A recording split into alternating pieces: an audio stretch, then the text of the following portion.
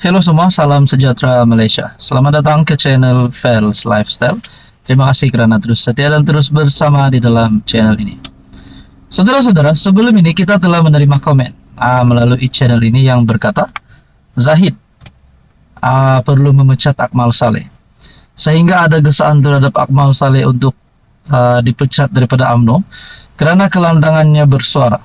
Sehingga menyebabkan perkara ini sangat sensitif sehingga menyebabkan gambaran seolah-olah Akmal Saleh ini juga menyerang rakan-rakan di dalam bawah payung kerajaan perpaduan. Nah, itu hanya pandangan saya sendiri.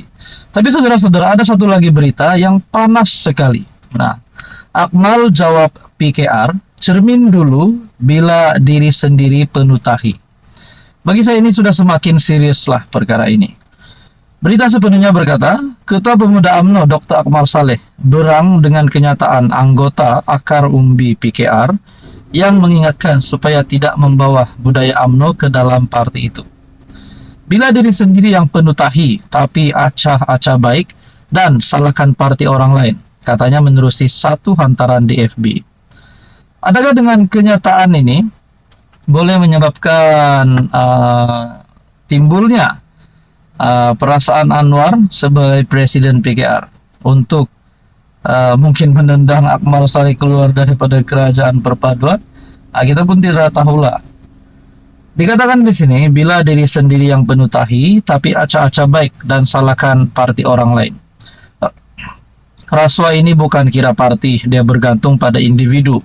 Kalau tahi, kemana pergi pun tetap jadi tahi, tidak boleh jadi permata. Jadi bawa cermin diri dulu sebelum tuduh parti orang lain.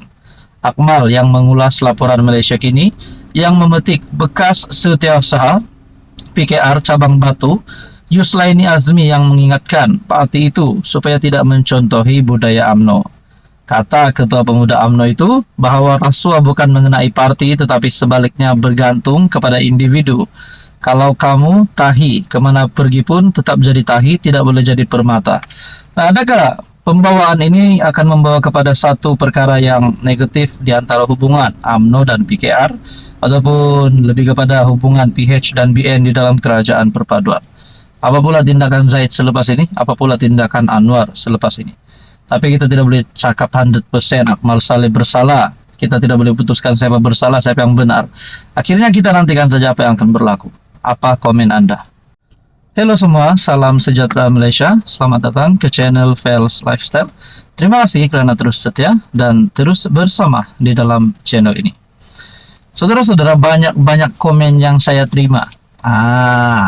Sekali lagi, selepas saya pernah menerima komen yang berkata mengarahkan Zahid letak jawatan, mengarahkan pemimpin itu, pemimpin ini letak jawatan. Akhirnya saya menerima komen yang panas sekali.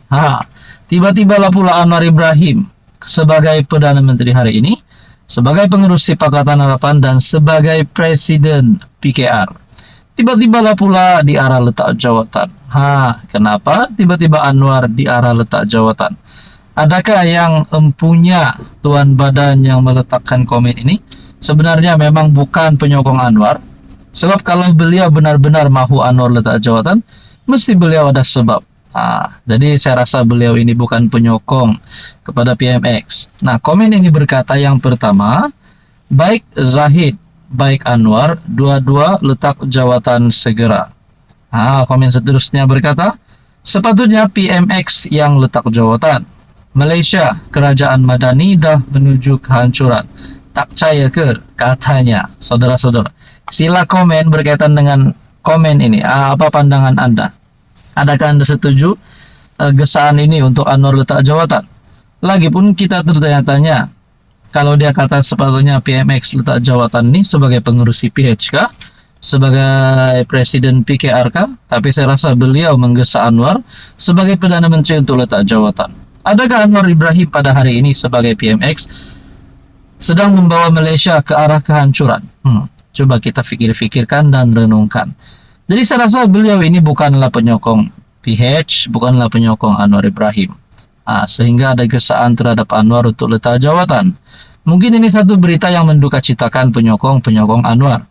Tapi kalau kita ambil sudut positif, siapapun juga yang coba menyerang Anwar, coba untuk mencaci maki hamun Anwar Ibrahim, jelas sekali perkara ini sia-sia. Karena Anwar Ibrahim hari ini masih berdiri sebagai Perdana Menteri.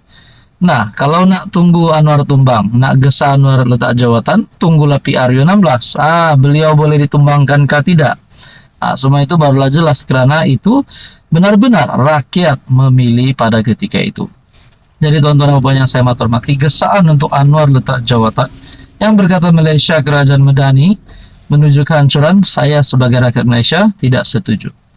Karena saya dapat lihat beberapa berita baik yang diumumkan oleh kerajaan berkaitan dengan kenaikan gaji, berkaitan dengan pelaburan-pelaburan. Nah, saya rasa itu adalah satu berita baik untuk rakyat Malaysia. Berkaitan dengan komen ini, apa pula pandangan Anda? Hai, hello, salam sejahtera Malaysia. Selamat datang ke channel Fels Lifestyle. Terima kasih kerana terus setia dan terus bersama di dalam channel ini. Ini satu kejutan yang duka cita, satu kejutan buruk untuk Tun Dr. Mahathir. Di saat usianya yang sudah hampir 100 tahun, setelah kekalahan teruk pada pilihan raya umum ke-15, sudah diarah untuk pencen, jangan lagi aktif politik, sudah diarah untuk berehat saja di rumah, digesa untuk berehat, jangan lagi ganggu Anwar Ibrahim, jangan lagi ganggu mana-mana kepimpinan politik. Tapi akhirnya beliau dilantik sebagai penasihat SG4. Saya boleh katakan beliau kini mesra dengan Perikatan Nasional. Nah, saudara-saudara, apa kejayaan Tun Dr. Mahathir setelah beliau dilantik sebagai penasihat SG4? Saya sangat respect Tun Dr. Mahathir. Beliau adalah negarawan yang saya sangat respect. Beliau telah berjasa kepada tanah air. Tapi mungkin sudah sampai waktunya untuk Mahathir rehat saja. Nak cakap Mahathir dalam kenangan, tidak lagi mampu untuk tumbangkan Anwar.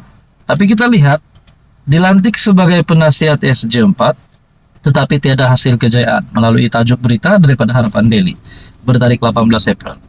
Setelah saya menerima tajuk berita ini, saya rasa gesaan untuk Mahathir rehat itu adalah sangat tepat.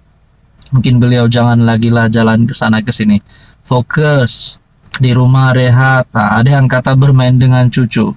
Tapi saudara-saudara, menurut artikel ini, tiada hasil kejayaan dicatatkan oleh syarikat yang dibentuk oleh 4 kerajaan negeri tadbiran PN, SG4 Group Sendirian Berhad, meskipun mereka melantik Tun Dr. Mahathir sebagai penasihat.